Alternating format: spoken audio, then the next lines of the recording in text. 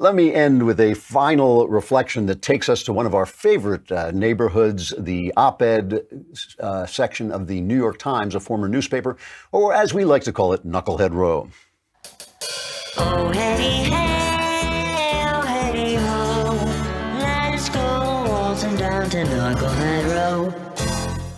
You know, there is a guy who identifies himself as a conservative, Timothy P. Carney, who is the author of a book called Alienated America, Why Some Places Thrive While Others Collapse. I'd like to have him on the show, actually. He sounds like an interesting guy. But he writes what I think is a misguided editorial called The Right's Lena Dunham Fallacy. Why do conservatives keep blaming liberal millennials for social decay? He says family and community are eroding in America. Drug deaths and suicide are way up. Marriage and two-parent households way down. It is a widespread and complicated crisis, yet some conservatives have a simple, single target for blame: liberal elites. Turn on any talk show, open any right-leaning editorial page, and you'll see it. The reduction in marriage rates and birth rates in America is wholly and singularly the fault of feminists graduating from Wesleyan with women's studies degrees declaring marriage to be archaic and motherhood to be oppressive. Call it the Lena Dunham fallacy. Rooted in a vague perception of the life and work of the girl's creator, it holds that the behavior we see on HBO or in the lives of some Hollywood stars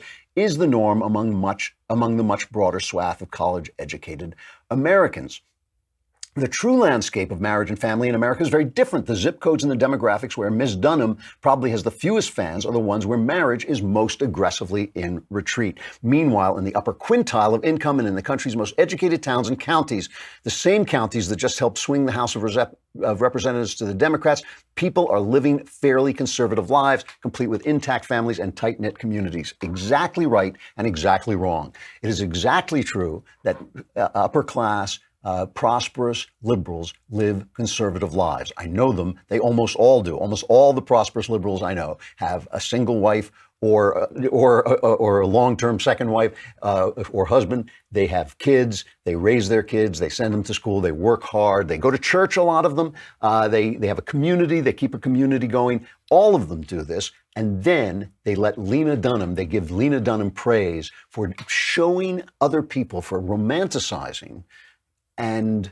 glorifying a life that is not like that. Charles Murray points this out in his book, I think it's called Coming Apart. Charles Murray, the sociologist, that the rich first sold free love, sexual liberation. No, a woman needs a man like a fish needs a bicycle. And then when the poor bought into that, the rich said, oh, wait, that's not true. And they went off and lived differently, but forgot to tell the poor that, oh my gosh, we made a terrible mistake. They let them go because they didn't want to seem judgmental. So, oh, Lena Dunham's a genius. How brilliant. I mean, her show wasn't even amusing. It was a boring show, but they sell it to people, and the people who are gullible enough to buy into it wind up poor, if they're not poor already, wind up in this trouble, wind up with their families and communities falling apart. You know, back in the 60s, there was a very famous radical named Abbie Hoffman. Abbie Hoffman wrote a book, I think it was called Tune In, Drop. Oh, Steal This Book. It was called Steal This Book. And it was all about you should tune in and turn on and drop out. I guess that wasn't his phrase, but he wanted you to drop out. And somebody in the 60s said to him, you know, you keep telling people to drop out, but you have a law degree. And Abbie Hoffman, I remember this personally, Abbie Hoffman's response was, don't hawk me, which is Yiddish for don't bug me, man. Don't bug me. That was Abbie Hoffman's response. Yeah, I have a law degree, but you should drop out. That has been the liberal line since the 60s. The liberals very quickly, the same people who were Michael Douglas in Wall Street were hippies, 20 years before that. They figured it out. They figured out that marriage works. They figured out that hard work works. They figured out that religion works. But they didn't want to seem judgmental, so they don't, as Charles Murray puts it, they don't preach what they practice. That's why right-wingers attack Lena Dunham.